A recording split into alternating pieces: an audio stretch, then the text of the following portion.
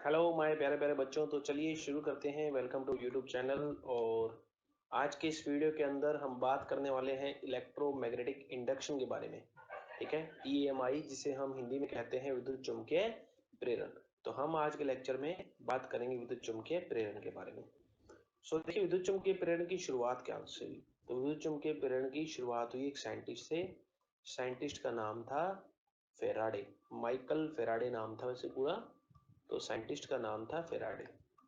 Faraday ने क्या कहा कि जब भी किसी कुंडली से जुड़े हुए, कोयल से जुड़े हुए, कोयल से लिंक्ड फ्लक्स जब भी चेंज होंगे तो एक क्या बनेगा, देन एन ईएमएफ डेवलप्स। तब एक ईएमएफ, ईएमएफ मतलब क्या होता है, ईएमएफ होता है विद्युत वाहक बल।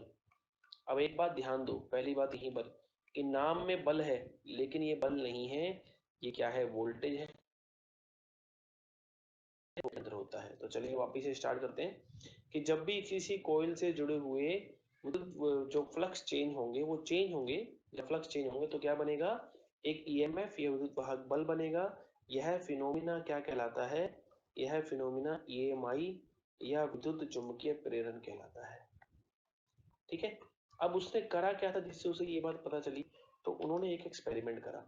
कैसे एक्सपेरिमेंट करा कि उन्होंने यहाँ पर एक चुंबक ली, नॉर्थ साउथ, और यहाँ पर एक कोयल ली। और कोयल के अंदर क्या करा, कोयल के अंदर यहाँ पे लगा दिया गैल्वेनोमीटर। तो पहले उन्होंने क्या करा, पहले वो साउथ को पास लेके आए। तो मान लो साउथ को पास लाने पर उनको ऐसा डिफ्लेक्शन मिला कि कोयल की जो सुई थी गैल्वेनोमीटर की, वो उस तरफ चली गई। फिर उन्होंने क्या करा, फिर यूं लेके आए तो क्या हो गया, ये यूं हो गया, साउथ को दूर दूर लेके गए। फिर वो नॉर्थ को पास लेके आए तो उन्होंने देखा कि साउथ को पास लाने पे ऐसा था, तो नॉर्थ को पास लाने पर ऐसा हो गया। फिर नॉर्थ को दूर लेकर गए तो क्या हो गया, उल्टा हो गया। जब उन्होंने कहीं नहीं चलाया मैग्नेट को तो यहाँ भी कुछ भी नहीं मिला। तो ये सब उन्होंने देखा था और इसी आधार पर उन्होंने बोला कि ऐसा होता है क्यों, क्योंकि जब हम चुंबक को पास लेके आते हैं दूर लेके जाते हैं तो क्या होता है, चुंबक से जुड़े हुए फ्लक्स क्या होते हैं, चुंबकीय फ्लक्स चेंज होते हैं। और जब फ्लक्स चेंज होते हैं तो क्या बनता है, ईएमएफ या विद्युत वाहक बल बनता है। तो उन्होंने एक नियम दिया कि जो बनने वाला विद्युत वाहक बल है वो डिपेंड करता है किसके ऊपर, rate of change of flux के ऊपर। ठीक है, या फ्लक्स परिवर्तन की दर पे। तो जो विद्युत वाहक बल होता है वो किस पे डिपेंड करता है, फ्लक्स परिवर्तन की दर पर डिपेंड करता है। ठीक, तो अब जब यहां से प्रोपोर्शनल हटाएंगे तो कांस्टेंट आएगा क्या, एन। समझिएगा, N into D five by D T. ये होता है हमारा क्या, फेराडे का सेकंड रूल। तो आपको ये रूल भी याद रखने हैं, ये होता है फेराडे का सेकंड लॉ। और जो हमने पहले स्टेटमेंट पढ़ा था ये क्या था, ये था फेराडे का फर्स्ट लॉ। ठीक है, तो फर्स्ट लॉ के अकॉर्डिंग क्या होता है, फर्स्ट लॉ के अकॉर्डिंग जब भी किसी कोइल से जुड़े हुए फ्लक्स चेंज होंगे तो एक विद्युत वाहक बल बन जाएगा। यह विद्युत वाहक बल इस बनता है इसके अंदर। ठीक है, बन गया भैया। फिर नेक्स्ट क्या है कि जो बनने वाला विद्युत वाहक बल है वो फ्लक्स में परिवर्तन की दर के प्रोपोर्शनल होता है। अब यदि में देखो ई क्या है, विद्युत वाहक बल है, मैंने क्या बोला, पोटेंशियल है। मान लेते हैं यदि कोइल का रेजिस्टेंस, कोइल का प्रतिरोध आर है, यदि कोइल का प्रतिरोध क्या है, आर है, तब क्या होगा, तब करंट बनेगा ओम्स रूल से, ई बाय आर। तो ई कितना, ये रहा आपके पास, तो एन बटे आर डी फाइव बटा डी टी। कई बच्चे सोच रहे होंगे सर यहाँ माइनस भी आएगा, माइनस आएगा, लेकिन माइनस लेंज लॉ को पढ़ाने के बाद बताऊंगा, क्योंकि माइनस क्या बताता है, यहाँ लेंज के नियम को बताता है और अभी हमने लेंज का नियम पढ़ा नहीं। इसी हिसाब से यदि आई की बात करें तो आई को मैं डी क्यू बटा डी टी भी लिख सकता हूँ। तो N by R into D five बटा, तो ऐसे में डी टी से डी टी कैंसिल हो जाएगा। तो डी फाइव क्या आ जाएगा, सॉरी, जाएगा एन बाय, ठीक है, ये सारे नियम आ जाएगा। अब इसमें यहाँ बात नोट क्या, कि यहाँ पे जो चार्ज है, जो आवेश है, आवेश है जो चार्ज है समय पर निर्भर नहीं करता है। अब तुम सोच रहे हो कि सर इसमें क्या खास बात है, तो हमें दिखाई दे रहा है, मैंने स्पेशली क्यों लिखा वो भी बताता हूँ। तो उसके लिए आपको मैं एक एग्जांपल से दूंगा, लेकिन उससे पहले आपको बता दूं कि यहाँ जो विद्युत वाहक बल बना है उसे हम कहते हैं प्रेरित विद्युत वाहक बल। प्रेरित विद्युत वाहक बल, इंग्लिश में हम इसे कहते हैं इंड्यूस ईएमएफ। जो यहाँ पे धारा बनी है हम क्या कहते हैं,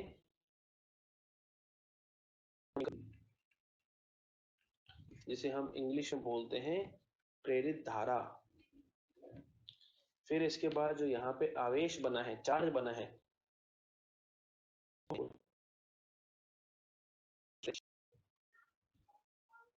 जिसे हम कहते हैं इंड्यूस चार्ज। चलिए एक क्वेश्चन करते हैं अपन छोटा सा, ठीक है। सारे क्वेश्चन थ्योरी होंगे इसमें साथ साथ, तो आपको थ्योरी अच्छे से समझनी है पूरी ढंग से, इसलिए मैं भी अपनी पूरी कोशिश कर रहा हूँ कि आपको हर एक चीज कम से कम समय में पूरा समझ आ जाए, ठीक है। तो देखिए ये हो गया हमारे पास डी क्यू प्रेरित आवेश का सूत्र, जो कि क्या है N/R d∅/dt है। चलिए नेक्स्ट क्या आता है, क्वेश्चन करते हैं छोटा सा। आइए क्वेश्चन क्या है, क्वेश्चन है कि हमारे पास यहाँ पर एक मैग्नेट थी, हम इसको पास लेके जा रहे थे, ठीक है, और यहाँ पर एक कोयल थी, ठीक है जी। विद्युत वाहक बल बनना था, v स्पीड से ले जा रहे थे। यदि v को बढ़ा दिया जाए, यदि v को बढ़ा दिया जाए, if speed of magnet will increase, magnet की स्पीड को बढ़ा दिया जाए, विल इंक्रीज, देन क्या होगा। तो पहला ऑप्शन ईएमएफ पर क्या फर्क पड़ेगा, विद्युत वाहक बल पे क्या फर्क पड़ेगा, तो आंसर है इंक्रीज हो जाएगा। क्यों, क्योंकि फ्लक्स तेजी से बदलने लग जाएंगे, है ना, फ्लक्स में परिवर्तन दर बढ़ जाएगी, जल्दी से पास ले आए तो। करंट का क्या होगा, आई करंट का क्या होगा, तो करंट भी क्या होगा, तेजी से बदलेगा, तो ये भी बढ़ जाएगा। लेकिन जो चार्ज की बात, चार्ज पर क्या प्रभाव पड़ेगा, तो चार्ज पर आएगा नो चेंज। क्यों नहीं आएगा, वो इसलिए लिखाई थी कि जो फ्लक्स परिवर्तन है समय पर निर्भर नहीं करता।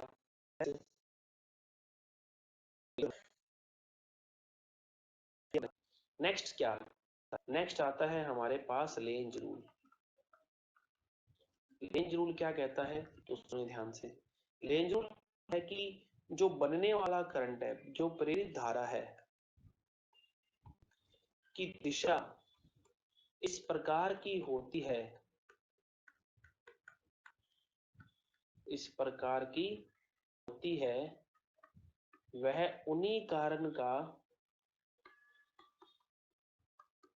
अपोज करती है जिस कारण से वह बनी है। अभी इस स्टेटमेंट को सब बच्चों को याद होगा, ठीक है, लेकिन मेरा मकसद आपको स्टेटमेंट याद करवाना नहीं है, मेरा मकसद है इस स्टेटमेंट के अंदर कुछ खास बात कि क्या है, जो हम इसे स्टेटमेंट मतलब क्या, कि मान यहाँ लेकर आ रहे जो कोयल है, तो कोयल जो सामने, तो इसमें क्या होगा, लेंज के अनुसार कि इसमें इस कोयल के अंदर क्लॉक के नियम से एक धारा फ्लो होगी। क्लॉक का नियम याद है, घड़ी का नियम क्या था, घड़ी का नियम याद है आपको, तो उसमें था कि यदि करंट ऐसे फ्लो होगा तो ये साउथ पोल होगा, और यदि ऐसे फ्लो होगा तो ये नॉर्थ पोल होगा। तो उसने कहा कि जब आप इसको पास लेके आओगे तो ये भी साउथ पोल बन जाएगा। अब साउथ साउथ को क्या करता है, मतलब इसके अंदर ऐसी धारा बहेगी, साउथ साउथ को क्या करता है, रिपेल करता है। बना किस कारण से, पास आने के कारण। और ये धारा क्या चाह रही है कि भाई साहब दूर चल जाओ, अपने को धक्का मारेंगे साउथ को। एक और एग्जांपल देता हूँ। अब आपने क्या करा कि ठीक है भैया हम दूर चल जाते हैं, अब दूर ले गए इसको, जैसे ही दूर ले गए तो करंट ने अपनी डायरेक्शन बदल दी, तो पहले ऐसे था तो अब करंट ऐसे हो गया। अब क्या बन जाएगा, अभी नॉर्थ पोल बन जाएगा। अब साउथ धक्का मार रहा था, ठीक है, जबकि ये पास आना चाह रहा था, और अब खींच रहा है, ठीक है, अब ये खींच रहा है, जबकि ये क्या हो रहा है, दूर जा रहा है। तो क्या होता है, उसी कारण का से वह बना है। तो ये होता है हमारा लेंज का रूल। लेंज का रूल किस पर बेस्ड है, length rule is based on conservation of energy, खास कर ध्यान रखें, कंजर्वेशन ऑफ एनर्जी ऊर्जा के संरक्षण के नियम पर आधारित है। एयरफोर्स में एक बार पूछा जा चुका है ये, ऊर्जा के संरक्षण पर आधारित है।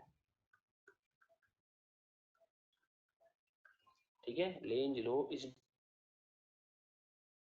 संरक्षण के नियम पर आधारित है। ठीक है, तो ये आपको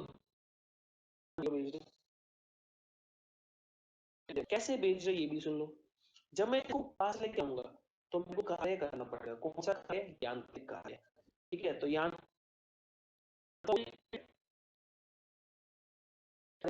कार्य में मतलब विद्युत ऊर्जा में बदल देगी। यहाँ मैं कौन सा कार्य करूंगा? Mechanical work. यहाँ कौन सी एनर्जी बन जाएगी? Electrical work. तो यहाँ जो यांत्रिक कार्य हुआ है, यहाँ जो यांत्रिक कार्य हुआ है या जो मैकेनिकल वर्क हुआ है वो क्या बन जाएगा? वो बन जाएगा इलेक्ट्रिकल वर्क, विद्युत ऊर्जा।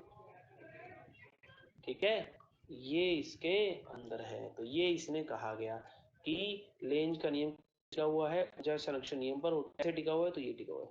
अब और अपने न्यूमेरिकल करते हैं छोटे मोटे, देखिए आइए। तो पहला न्यूमेरिकल हम करते हैं, तो सुने। पहला क्या है कि यहाँ पर एक कोयल है, एक कुंडली है। ठीक है, और इस तरह से आप इसमें धारा प्रवाहित करा रहे हो, यूं ही धारा है ना, धारा पर नहीं, सॉरी, इस तरह से आप क्या कर रहे हो, ये कोयल रखी हुई है। ठीक है, ठीक है भाई। अब क्या है इसके अंदर कि यहाँ पर आपने एक मैग्नेट गिराई, एक और की सेम कलर ही चल गया। तो आपने ऊपर से एक मैग्नेट गिरा दी इसके ऊपर, यूं, और आप देख रहे हैं यहां से। ठीक है, तो कहा गया कि बताइए आपको करंट की डायरेक्शन क्या दिखेगी? Direction of induced current with respect to observer, with respect to observer. Question समझ आ गया होगा अब तक आपको? ठीक है, क्या है इसका मतलब कि प्रेक्षक के हिसाब से या प्रेक्षक के सापेक्ष, प्रेक्षक के सापेक्ष क्या बोला गया आपको? या जो प्रेरित धारा की दिशा क्या होगी? प्रेरित धारा की दिशा जब पास आएगा तो नॉर्थ है, तो ये भी क्या बन जाएगा? नॉर्थ बन जाएगा। लेकिन होता क्या है, आप इसको एक पेपर पे बना के देख सकते हो। आप एक काम करना, पेपर पे एंटी क्लॉकवाइज बनाना सामने से, और पलट के देखना, वो क्लॉकवाइज दिखाई देगा, है ना। तो यदि यहाँ ये नॉर्थ पोल दिखाई देगा, यदि सामने से नॉर्थ पोल दिखाई देगा, लेकिन ऑब्जर्वर तो यहाँ देख रहा है, तो ऑब्जर्वर को पहले केस में कैसा दिखाई देगा? साउथ पोल दिखाई देगा, जब ये इसके ऊपर गिर रही है। तो फर्स्ट केस जो अभी ऊपर गिर रही है, तो फर्स्ट केस में क्या होगा? फर्स्ट केस में ऑब्जर्वर को कैसा दिखाई देगा? तो ऑब्जर्वर को साउथ पोल दिखाई देगा, और साउथ पोल कैसा होता है? क्लॉकवाइज होता है। क्लॉकवाइज मतलब घड़ी की दिशा में होता है। ठीक है, चलो सेकंड केस करते हैं। सेकंड केस क्या है तो सुने। सेकंड केस है कि इस बार ये ऐसे का ऐसा ही है। ठीक है, और इस बार क्या है? इस बार इसके अंदर मतलब ये जो मैग्नेट है, ये जो चुंबक है, वो इसमें कहाँ आ चुकी है? वो इसके बीच में से पास हो रही। अब चुंबक जो है इसके बीच में से पास हो रही है। जब इसके बीच में से पास होगी तो क्या होगा? फ्लक्स चेंज होना बंद हो जाएंगे, या फ्लक्स क्या हो जाएंगे? कांस्टेंट हो जाएंगे, क्योंकि बीच में से पास हो रही है। और जब फ्लक्स कांस्टेंट हो जाएंगे तो विद्युत वाहक बल कितना बन जाएगा? जीरो बन जाएगा। तो ये हमारा सेकंड केस है। थर्ड केस में क्या होगा? थर्ड केस में ये है कि ये इस तरह से है, और इस बार यहां से साउथ दूर आ रहा है। अब साउथ जब दूर आएगा तो ये कुंडली या कोयल क्या चाहेगी कि ना, दूर नहीं जाना मुझसे, जाएगी नीचे से। तो नीचे से नॉर्थ बन जाएगी। तो आप तो इस तरह से देख रहे हैं, तो नॉर्थ बनने के लिए कैसा होता है? वामावर्त होता है, याद है? अब याद कैसे रखोगे आप? नॉर्थ ऐसे लिखो, लिख लिया, एन ऐसे लिखते हो, इस पर तीर लगा दो दोनों तरफ। अब घुमाओ इस तीर को, कैसा घूमेगा? वामावर्त। तो ये कैसा हो जाएगा, ये हो जाएगा एंटी क्लॉकवाइज। मतलब क्या है, मतलब है वामावर्त दिशा। ठीक, ये हमारे पास एक क्वेश्चन था। चलिए, और भी इस तरह से बहुत सारे क्वेश्चंस बन सकते हैं अलग अलग तरीके के, उसको अपने क्विज सेशन में करेंगे। ये जस्ट एक हमने एक कॉन्सेप्ट का एक क्वेश्चन करवा दिया मैंने आपको। और कॉन्सेप्ट करते हैं। और कॉन्सेप्ट क्या है कि यहाँ पर एक कोयल है ना, कोयल है और यहाँ पर एक मैग्नेट गिर रही है, एन एस यूं गिर रही है।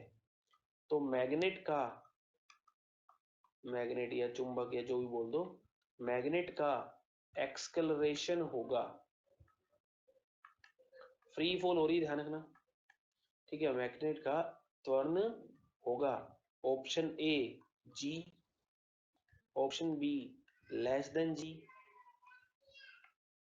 ऑप्शन सी ग्रेटर देन जी,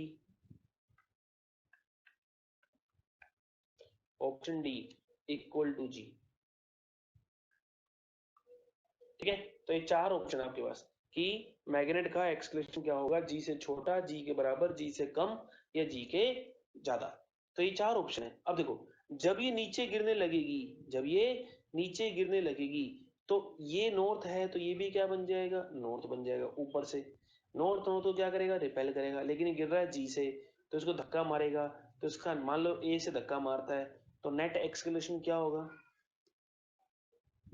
नेट एक्सकलरेशन, नेट त्वरण क्या होगा, तो नेट त्वरण होगा जी माइनस ए, जो कि कम कर रहा है। जी माइनस ए होगा तो इसमें आंसर क्या आएगा, आंसर आएगा लेस देन जी, लेस देन जी। ठीक है, फिर से सुन लीजिए, हमने इसको नीचे गिराया, नीचे गिराया तो ये नॉर्थ है तो नीचे वाला भी क्या बन गया, नॉर्थ बन गया। नॉर्थ बन गया तो नॉर्थ नॉर्थ को क्या करता है, रिपेल करता है। नॉर्थ नॉर्थ को क्या करता है, रिपेल करता है। और यदि नॉर्थ नॉर्थ को रिपेल करेगा, यदि नॉर्थ नॉर्थ को रिपेल करेगा तो ये क्या हो जाएगा, इसका त्वरण जी से कम हो जाएगा। ठीक है सर, बहुत बढ़िया है। ठीक है, क्वेश्चन भी आ रहा है, ओवर करते हैं। आओ तीसरी वैरायटी क्वेश्चन करते हैं। देखो कि क्या है यहाँ पर, इस तरह से कोई,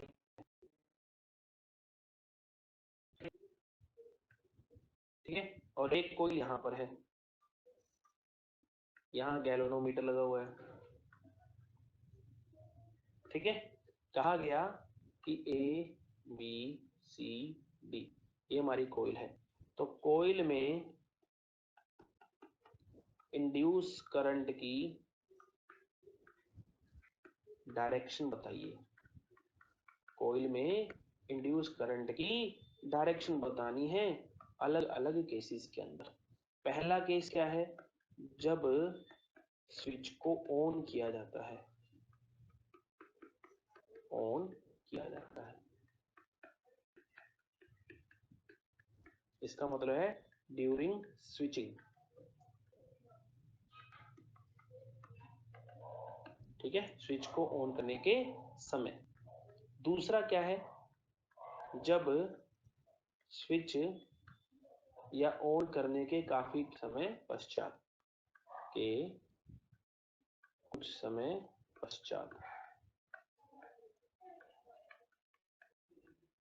after some time of switching. दूसरा केस ये है।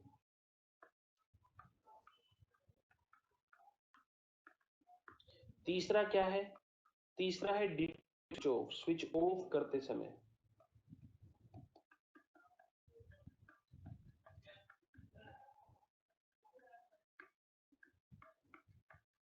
स्विच ऑफ करते समय। तो ये तीन केस है। अब सुनो पहला केस क्या होगा। पहला केस है जस्ट आफ्टर स्विचिंग, स्विचिंग के जस्ट बाद, जस्ट आफ्टर स्विचिंग, स्विचिंग के जस्ट बाद। जैसे ही स्विचिंग में ऑन कर, यहाँ पे करंट फ्लो होगा, ये करंट आई कैसा होगा, इंक्रीजिंग होगा, बढ़ता हुआ होगा। क्यों बढ़ता होगा, सपोज करो कि करंट कोयल में 5 एम्पीयर का करंट फ्लो हो रहा है, कोयल में 5 एम्पीयर का करंट फ्लो हो रहा है, तो 5 एम्पीयर का करंट धीरे, ऐसा तो नहीं कि ऑन करते ही 5 हो गया, 0 1 2 3 4 5, धीरे धीरे बढ़ेगा। तो धीरे धीरे बढ़ेगा तो ये करंट आई कैसा है, आई जो होगा वो इंक्रीजिंग होगा, बढ़ता हुआ होगा। तो जब ये इंक्रीजिंग होगा, जब यहाँ वाला करंट इंक्रीजिंग होगा, तो जो कोयल है ये वाला, ये क्या चाहेगी कि करंट ना बढ़े, क्योंकि उसी कारण का अपोज करना जिस कारण से वो बढ़ती है। तो कोयल क्या चाहेगी कि ना बढ़े, ना बढ़े तो क्या होगा, नहीं ना बढ़ाना हो तो क्या होगा, तो ये क्या होगा, ये इसके अपोजिट डायरेक्शन में फ्लो होना प्रारंभ कर देगा ताकि ये बढ़ ना सके। ठीक है, ये होगा। फिर आता है after some time of switching.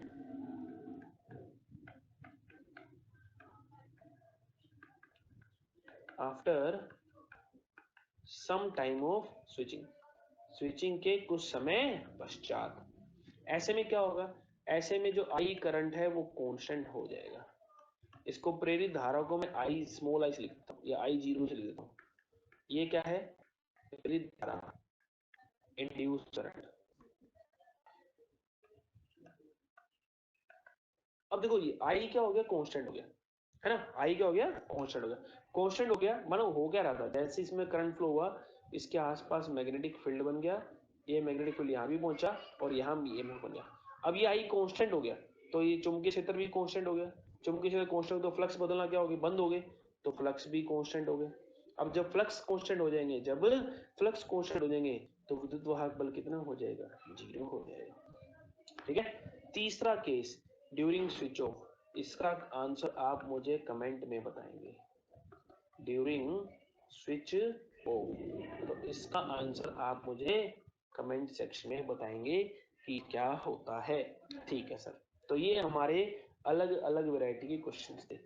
और देखिए, और देखिए हमारे पास बोला गया कि फाई बराबर, अच्छा एक चीज और रहेगी छोटी सी, कि जो लेंज का रूल है, लेंज का जो रूल है, लेंज के रूल को फैराडे के नियम के साथ किससे बताया जाता है, फैराडे के नियम के साथ लेंज के नियम को नेगेटिव साइन से दिखाया जाता है। तो यहाँ जो हमने फैराडे का नियम जो पढ़ा था, यहाँ हम नेगेटिव साइन लगा देंगे। तो ये नेगेटिव क्या बताएगा, नेगेटिव बताएगा हमें लेंज लॉ को बताएगा। नेगेटिव क्यों बता रहा है, क्योंकि उसी कारण का अपोज कर रहा है जिस कारण से वो बना है। समझ आई कहानी, इसीलिए हम नेगेटिव साइन लगाते हैं। और लेंज का नियम किस पे टिका हुआ है, लेंज का नियम एनर्जी के कंजर्वेशन पर टिका हुआ है, ऊर्जा के संरक्षण पर आधारित है। अब क्वेश्चन सुनो, बोला गया फाइव बराबर 3t square plus 2t plus 2। अब देखो एक है ना विद्युत वाहक बल है, कहा गया t बराबर 2 सेकंड पर विद्युत वाहक बल बताइए, ईएमएफ बताइए, ये आपसे बोल देगा। तो क्या करना है, स्क्रीन पोज करके आप खुद ट्राई कर सकते हैं, बड़ा ही आसान सा है। तो ई का फॉर्मूला होता है D five by D T. क्या होता है का formula, D five by D T. कर दो भैया डी फाइव। ये कौन सा विद्युत वाहक बल निकाल रहा हूँ, ये मैं निकाल रहा हूँ तात्क्षणिक, मतलब इंस्टेंटेनियस। ठीक है, इंस्टेंटेनियस में जो है विद्युत वाहक बल निकाल रहा हूँ। तो D five by D T, जब D five by D T में करूंगा तो क्या आएगा, 62 आगे आ जाएगा प्लस 2। टी बराबर कितने पर निकालना है, 2 पर। सो टी बराबर 2 रखें तो कितना आएगा, 6 इंटू 2 प्लस 2, तो कितना आ जाएगा 12 प्लस 2, 12 प्लस 2 कितना होता है 14, 14 वोल्ट। अब कोई कहे कि सर माइनस क्यों नहीं लिया आपने, तो बेटा ऐसा है कि मैं यहाँ मैग्नीट्यूड निकाल रहा हूँ, सिर्फ परिमाण निकाल रहा हूँ, सॉरी परिणाम निकाल रहा हूँ। परिणाम में नेगेटिव की साइन लेने की मुझे कोई जरूरत नहीं है, इसलिए मैंने यहाँ पे नेगेटिव साइन नहीं लिया है। ठीक है, तो ये हमारे फैराडे लॉ और लेंज लॉ के ऊपर अलग अलग वैरायटी के क्वेश्चंस हैं। और भी क्वेश्चंस बनते हैं लेकिन वो हम आपसे क्विज सेक्शन के अंदर डिस्कस करने वाले हैं। इससे पहले हमारा क्विज सेक्शन तक 4 आ चुका है, जिसने नहीं देखी है वो प्लेलिस्ट बनी हुई है, उस प्लेलिस्ट में जाके आप देख सकते हैं। क्विज सेक्शन 1 2 3 4 सभी मैसेज से क्वेश्चन का कलेक्शन है और उसकी पीडीएफ फाइल का लिंक आपको अब की बार से, हालांकि क्विज 4 के अंदर भी है आपको पीडीएफ के अंदर, अब की बार से आपको जो लिंक होगा उसका पीडीएफ फाइल का जो नोट्स का लिंक आपको डिस्क्रिप्शन में मिल जाया करेगा। अच्छा लगा होगा, सो पढ़ते रहिए और ज्ञान बांटते रहिए। ओके, सो थैंक यू, जय हिंद, जय भारत, पढ़ते रहिए, धन्यवाद।